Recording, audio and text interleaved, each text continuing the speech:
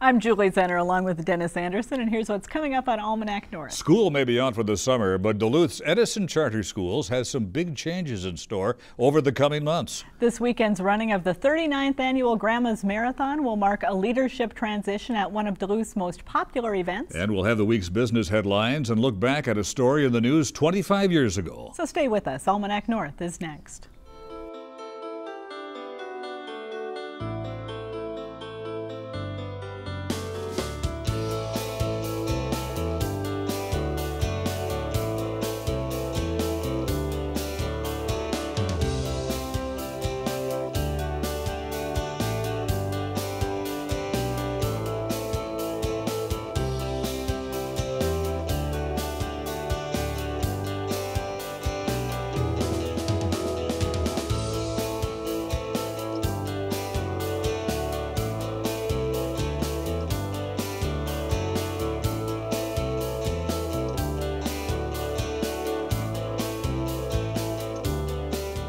Hello and welcome to Almanac North. Thanks for watching. This week's show was recorded on Wednesday afternoon. And now here's Denny with our first topic. All right, thank you very much, Julie, and welcome everyone. It has been an eventful spring for Duluth Edison Charter Schools. Late last month, the Edison School Board agreed to work with the developer to open its first high school in the fall of 2017.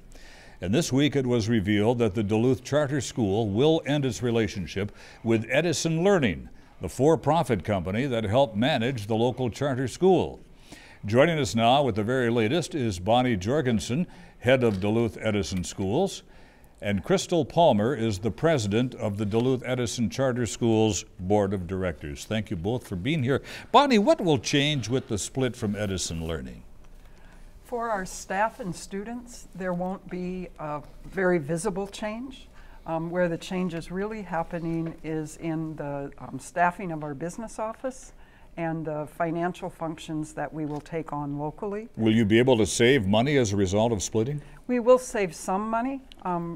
It's a bit unknown as to exactly how much, but we are confident that we will be saving at least a couple $100,000. Crystal, as a board chair, are you comfortable with that decision to change, or was it a board-driven decision? You know, I would say all of our decisions are board-driven. We are comfortable with the change that's coming, and Edison Learning is on board with us as well, and they've been great business partners with us for a really long time, and you know, we're really looking forward to being a self-managed school. Is this something that's happening system-wide within Edison? Are there other schools that are kind of starting to pair off too? Well, Edison Learning as a company has gone through quite a transition.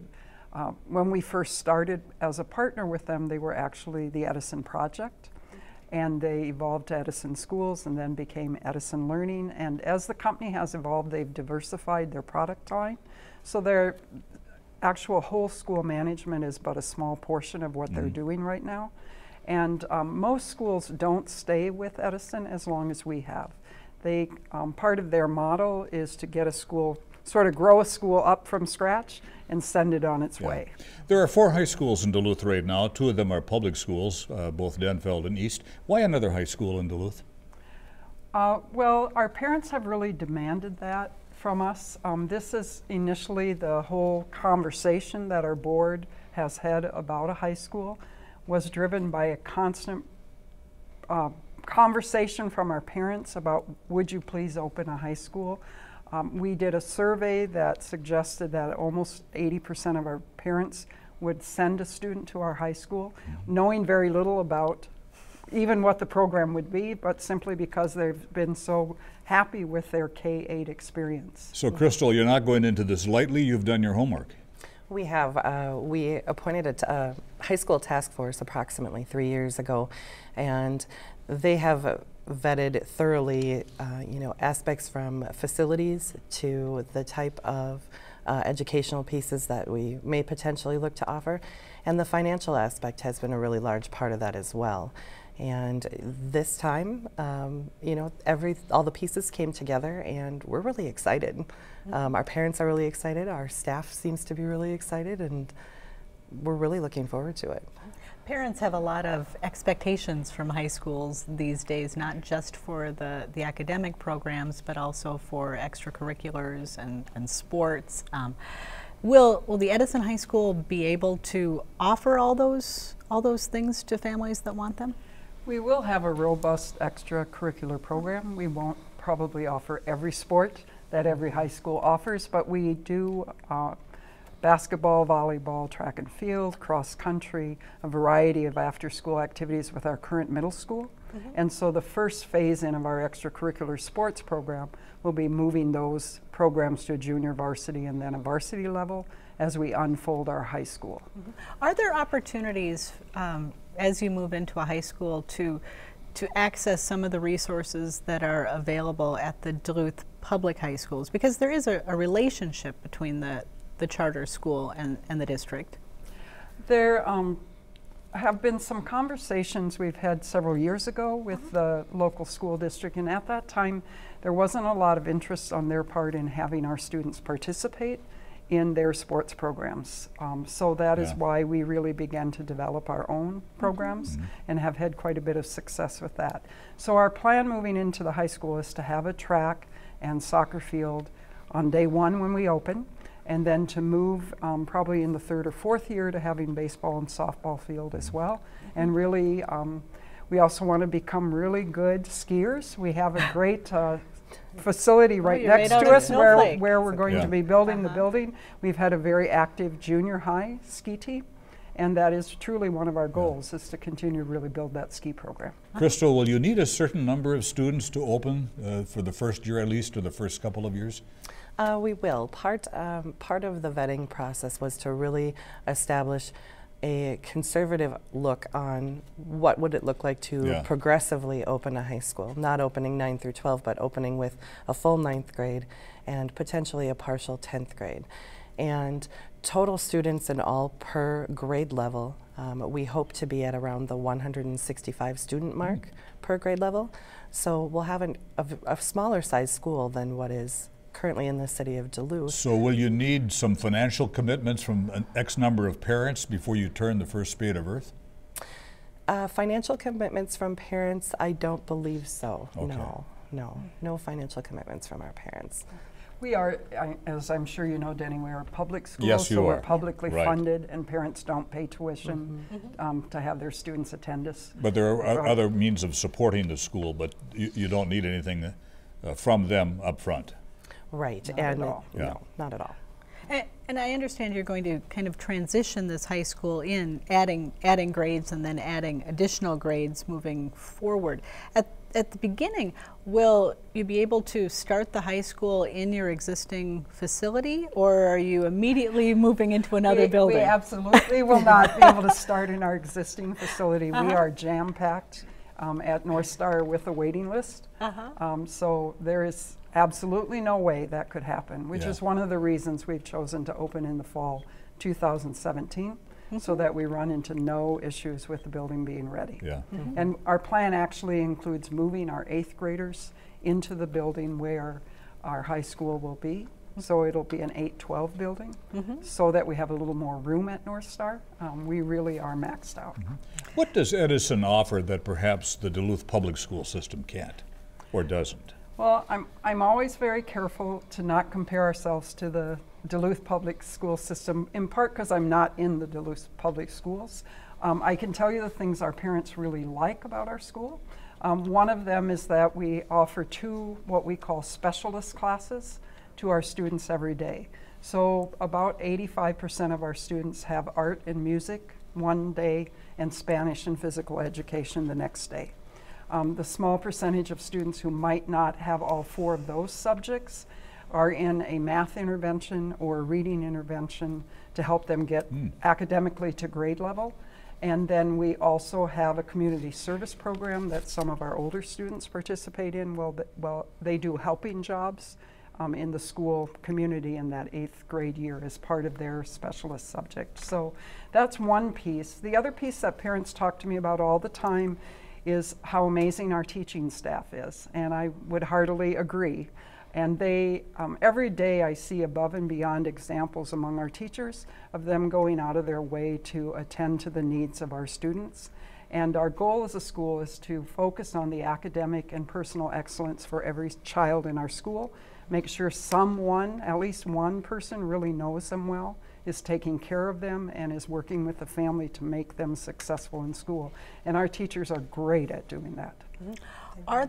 Are there some areas where the Edison Charter School shares anything with the Duluth Public School District, or are you completely off on your own? We're a completely separate local educational agency. So from a functioning point of view, we're very separate. We, I believe, both share the goals of having good quality schools for our students in the city. And I would say that is a place where we truly have common ground, really wanting to develop our staff to be the best teachers they can be, and really committed to taking care of the students in Duluth.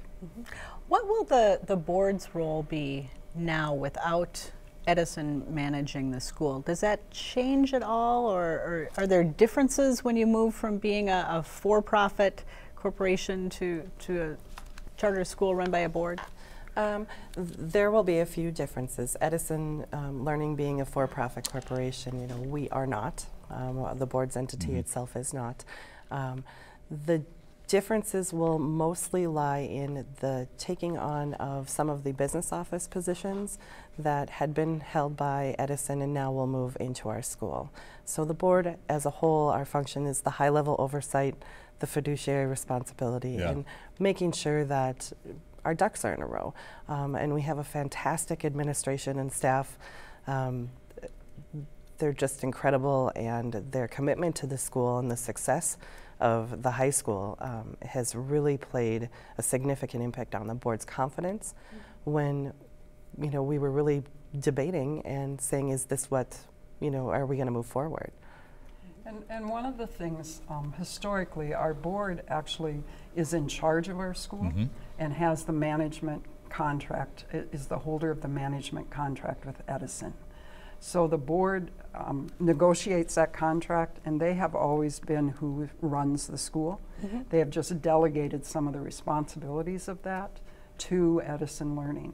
And as time has progressed, we've taken on more and more things locally. I like to think we're a little bit ahead of Edison Learning when it comes to some things related to our intervention program and our technology use in the school. And we have, in the last 3 years, really focused on building the financial understanding and bringing in the financial people we needed to be able to self-manage that piece. So I really feel like we're ready. So what is the timeline now for, first of all, the ending of the contract with Edison, and then also for the new high school to be up and running? The ending of the Edison Learning contract, we're looking at a 2-year transition. So our contract will end with Edison on July 1st of 2017. Construction to start when? Starting July 1st of 2015. Just a few weeks. Yeah, a few weeks. The first stages of the transition are starting in a couple weeks, and they've been a great partner. Bonnie, Crystal, thank you very much for telling us your story. Thank you. Appreciate Thank you you for being having here. us. Thank you. Appreciate it.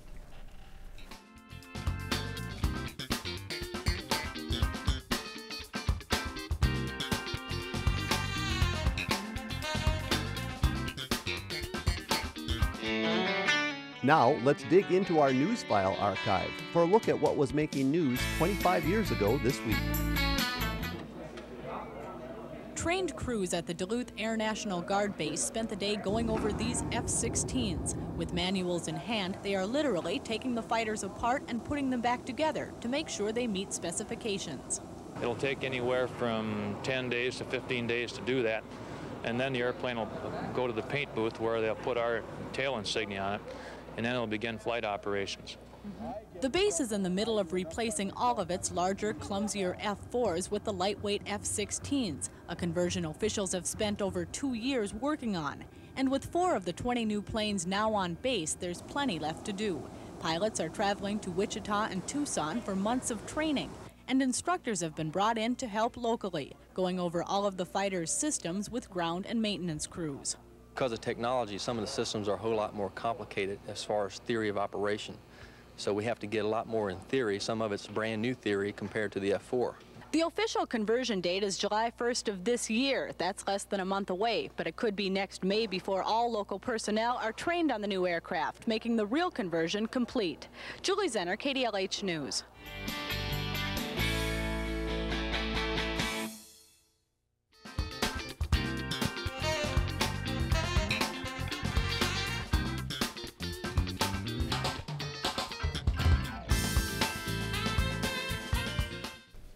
It has been one of Duluth's premier events for the past 4 decades, bringing thousands of visitors to the region and pumping millions of dollars into the local economy. Over the years, Grandma's Marathon has gained national reputation as a runner's marathon and a destination event. This weekend will feature the 39th annual marathon and will also mark a transition in leadership of the organization that runs Grandma's Marathon. Joining us now is John Carlson, Grandma's Marathon Executive Director, who will retire after this weekend's race. And Shane Bauer is the new Executive Director of the Marathon. And welcome. Thanks for taking time out of what must be a pretty busy week for the two of you to come in and visit with us. And Shane, this marks a homecoming of sorts for you as a former full-time staff member with the Marathon. Correct. I was there from 2001 through 2007 as the promotion and design director, but every position within the staff there is kind of a multifaceted position where you're involved in every aspect of the organization. So John, how's the race shaping up for this weekend? Well, we're excited about it. We got over 18,000 registrants for the weekend, so we're about on par for what we had last year. We've got our prayers out for the weather, as we always do. And as you all know, with Duluth being what it is, the weather could change just like that. Yeah. So. What kind of an economic impact does Grandma's Marathon have on not only Duluth but the region? Well, I think some of the numbers that we've used over the years are about $8.5 million for the weekend, and I think some of those in my mind are a little bit old numbers, so I think it's even actually higher than that, because not only is it Duluth, but it's all the surrounding areas. I think people have a hard time finding hotel accommodations anywhere within 50 miles of Duluth. Shane, what's it like this week before the marathon as things just kind of start ramping up for people coming to town? Give us a little bit of insight. Well, it's exciting. It's a lot of work. I mean, we're there around the clock, literally, but it's all fun. You know, this is such a great organization to be a part of, with working with the sponsors and over 6,000 volunteers now that are involved, and how it all comes together to create this extraordinary experience for people from all over the world really is it's a great thing to be a part of, and it's really the definition of community, I think. Shane, what's the lure of Grandma's? What brings people here? Oh, it's kind of the perfect scenario for marathoners. I mean, it's the race course from Two Harbors to Duluth on the scenic, North Shore, and right on Lake Superior. That's a draw in itself, but there's not many June marathons either, so this is a good time for running. It's one of the only Saturday marathons. Most marathons are in metro cities where they have to shut down. There's all these things that Duluth can provide that other marathons can't, the timing, and it's just kind of the perfect setup for these runners. Gary Bjorken once said, it's a perfect race. Starts in the woods, runs by the lake, finishes at a pub. What more could you want from a race? And Gary even left out the pub. Gary is actually coming back for the 25th anniversary of the Gary Bjorken race, which is named after him. And he and our founder Scott Keenan will actually be at the finish line, holding the breakaway winners ribbon. Wonderful. So. Does the race continue to attract a lot of the country's and the world's elite runners? You know, I don't know what the exact numbers are this year, but we have runners pretty much from all 50 states and usually like between 20 and 30 countries around the world. So it's something that just continues to draw people to this event, and it's a nice destination race where people want to come here. We hear a lot of times when we go around expos around the country, this is on their bucket list. They want to come here, and like Shane mentioned earlier, it's because we're a Saturday race, we're almost like a festival, because we have the entertainment on Friday night, the expo starts Thursday night, but then the expo's on Friday, we have the spaghetti dinner, we have entertainment coming in on Friday night. Saturday is the race, and then also they start getting involved in more entertainment. So it's just like a whole weekend event that you can be here. Grandma's is involved in more than just Grandma's Marathon. What else do you do as an organization? Well, the Young Athletes Foundation is the big one for me. One of my favorite things is Wednesday night at the races in the summer for kids. I mean, it's free. We give them refreshments at the end. They all have their own heat they get to run in, gets them out, being active. It's really fun for them. They all get a ribbon. Everyone's a winner kind of scenario. And those kinds of programs it's a program of Grandma's Marathon that's called the Young Athletes Foundation, but it also involves the Vickers 5K, the Park Point 5 miler. There's always something on the horizon. Keeps you busy. Yep. And it seems like the marathon weekend itself is also very family focused and has opportunities for runners of all different ages and ability levels. Well, yeah, actually we start out on Friday afternoon. We have the whippersnapper races for kids, and one of the biggest highlights for the kids is the mascot race.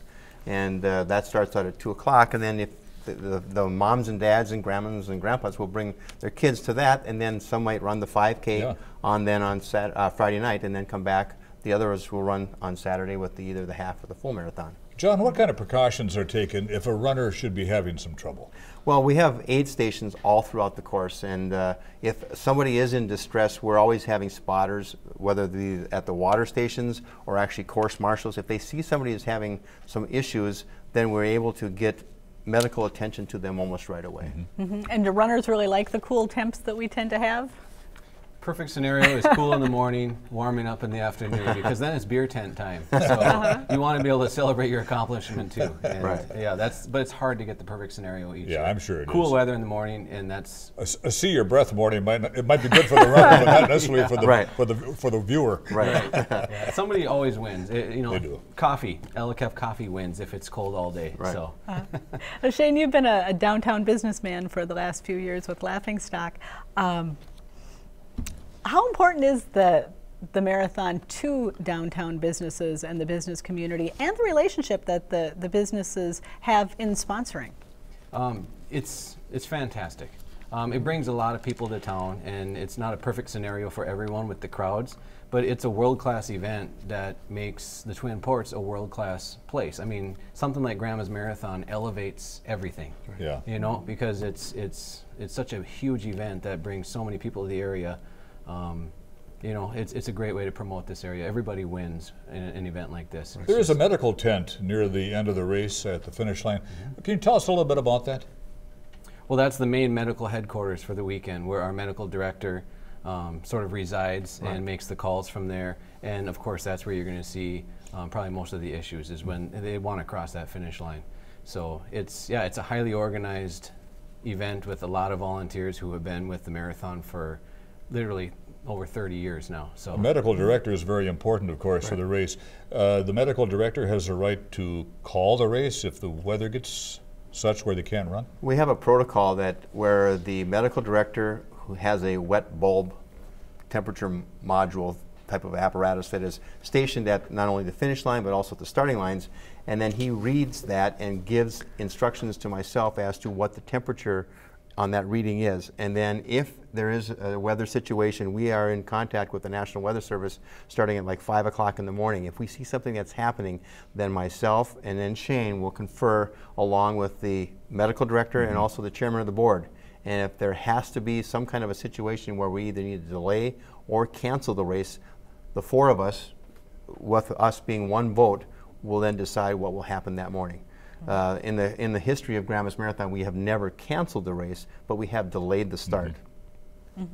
Now, you mentioned, Shane, the many volunteers. Are there still opportunities for people to volunteer if they'd like to get involved? And if so, what might those opportunities be, and how would they connect with you? At this point today, I just received official word from our main volunteer coordinator that pretty much everything is taken care of at this point. Wow. So it'd be hard really to even put somebody into a position at this point. And it has to be that organized going into an event like this, or if we're scrambling for volunteers at this point, we're in trouble. So. What about tips for those who want to watch the marathon?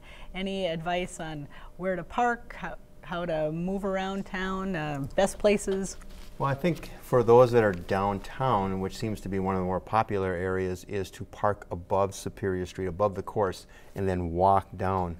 And we have course marshals all the way down Superior Street and London Road that if people need to get across from especially Lake Avenue and cross Superior Street to go to the Canal Park area, we have course marshals and police officers that will help guide them across. Sure. So people will see their runner go there, and they'll want to hurry up and go across to then go down to the Canal Park area, maybe watch them run under the viaduct, and then maybe try to hustle down a little bit further to get down. I've been doing that. Yeah. Is there also an opportunity to follow online? Follow the runners online with chips or anything like that? Yeah, well, there's a runner tracking. If you know your runner's number, you can sign up and you'll get updates on your phone, text messages that tell them where they're at, how they're doing, and different points along the race course. And that's probably the best way to track somebody along the whole course. All right. Well, Shane, good luck in your new position. And John, thanks for what you've done over the past few years with the race. And good luck this weekend. Thank you very much. Thanks, Appreciate guys. it. Yeah, thanks for having us.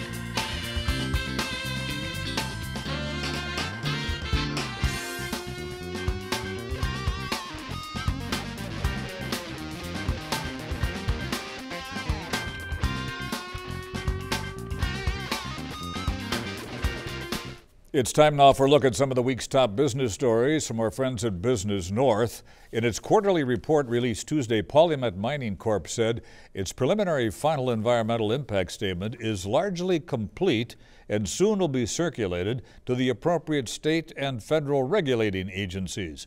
The company hopes to mine copper, nickel, and other precious minerals near Hoyt Lakes. Polymet has spent more than $89 million on environmental review and permitting.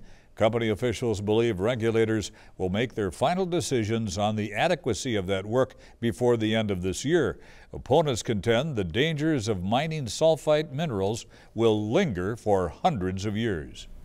Duluth-based Cirrus Aircraft held a celebration this week to recognize the delivery of its 6,000th general aviation airplane.